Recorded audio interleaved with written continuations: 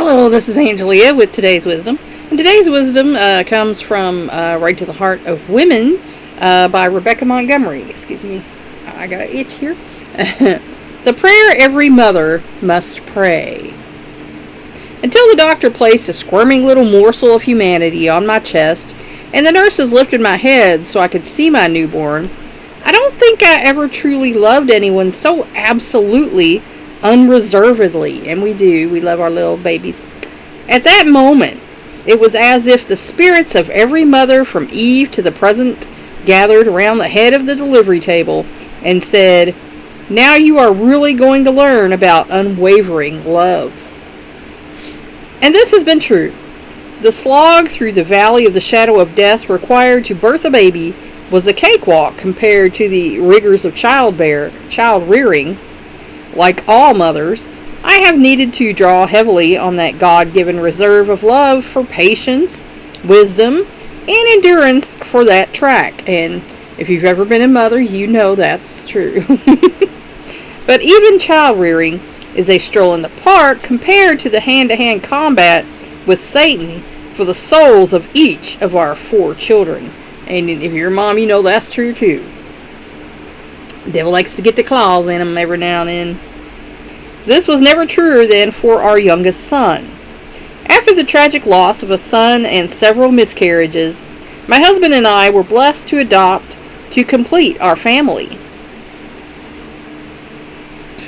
Some children are born with sunny dispositions and eager to please, but our last son came into the world indignant about the cold hands of delivery room nurses, the doctor's bad breath, and slow service in getting him a bottle. He was angry and opinionated for the next 20 years, and adolescence was an all-out warfare. Sometimes it is. The school actually had my phone number on speed dial. We tried everything and later discovered that he had some contributing medical problems. None of this changed our love for and commitment to our son, but it certainly tested it. There were literally hundreds of nights when all I did was pray, begging God for wisdom and to heal and save our wayward son. And moms, every night, you know. I felt like I was trailing the Good Shepherd's, trailing the Good Shepherd through the darkness, edging sheer cliffs, fighting wolves, as we searched for this lost lamb. I'll admit it, I very often felt discouraged. Yet, like the persistent mother Jesus encountered, I had just enough stubborn faith to keep begging God to help and heal. And, and when you're a mom, sometimes stuff comes up that you don't expect, and it takes you by surprise, and you're like, why? What were you thinking? But sometimes we got to go do some spiritual warfare. From my perspective, the story of the persistent mother is a tragic comedy with a happy ending. And I know mine all turned out pretty good. There were some rough times there, but they all turned out pretty good. In the story, Jesus is visiting Tyre on the seacoast. The scriptures don't say what he is doing there, resting, preaching, shopping, but a mother attaches herself to him, begging for mercy for her demon-possessed child, and refuses to leave his side. The disciples are peeved. They don't care about the suffering of the child or the mother. They want peace and quiet.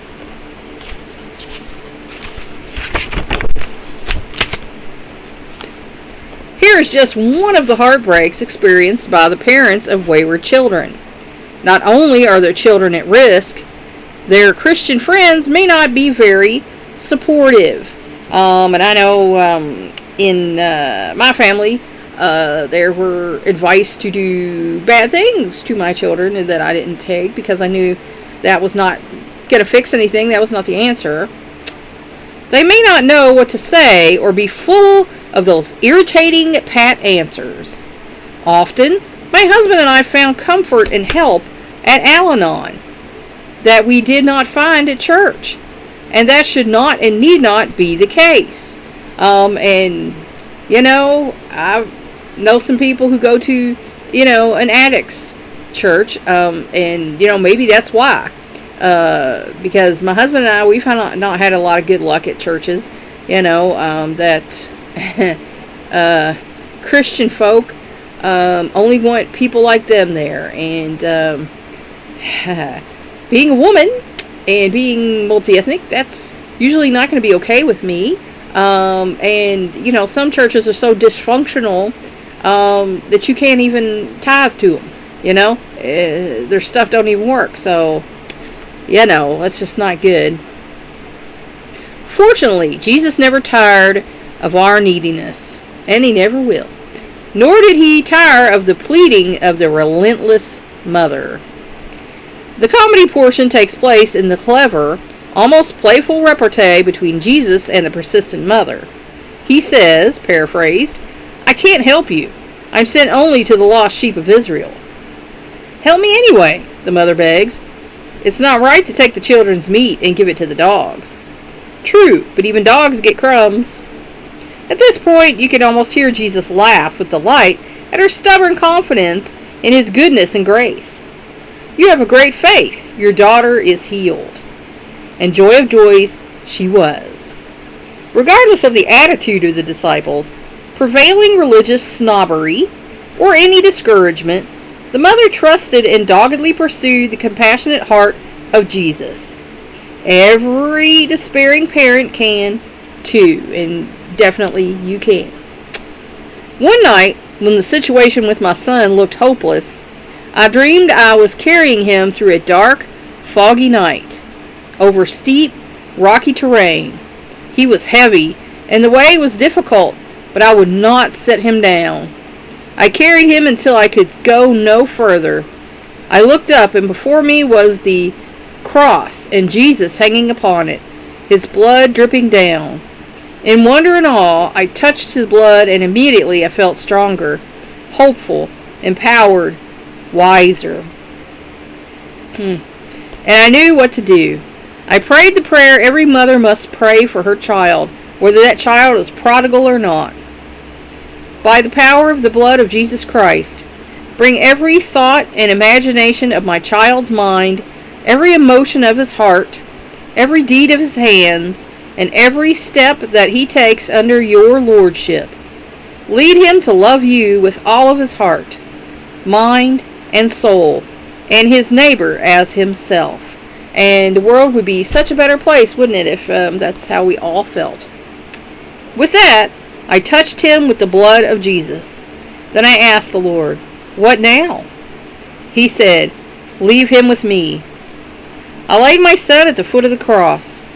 Although the dream ended, in my heart, there my son remains. Since there have been great changes for the better in my son's life, of course I still pray for him. But I pray in confidence now rather than out of desperation and fear. Like the persistent mother, I have laid him at Jesus' feet. His love is healing him. Jesus wants my son to be well, too. When I saw all of this in a dream, I have prayed the prayer of the persistent mother with many mothers and grandmothers who are struggling to bring their children to mental and spiritual health in a world where Satan actively seeks to destroy them, and oh yes he does. And until we receive what we seek, we will stay on our knees pleading for the healing of our children's souls, believing in the powerful love of Jesus, whose crumbs heal. So, like I say, us mothers, sometimes we have it rough. Most mothers, and I mean, I'm not going to say all, most mothers are more involved with the kids than the dads. Now, there are fathers who are very involved, and, there are fathers who are being single parents. So, I'm not going to say that's the case everywhere, because we know it's not. But anyway, praying for your kids is probably the best thing you can do for them, because You can give them advice till the cows come home, but that doesn't mean they have to listen. So, that's some good advice. Think about it. Please like and share this wisdom so we can spread it around the world. If you want to help me out, subscribe to my YouTube channel. If you want to help me out even more, go to my Patreon page and become a patron. Thanks for watching. That's all for now. Until next time.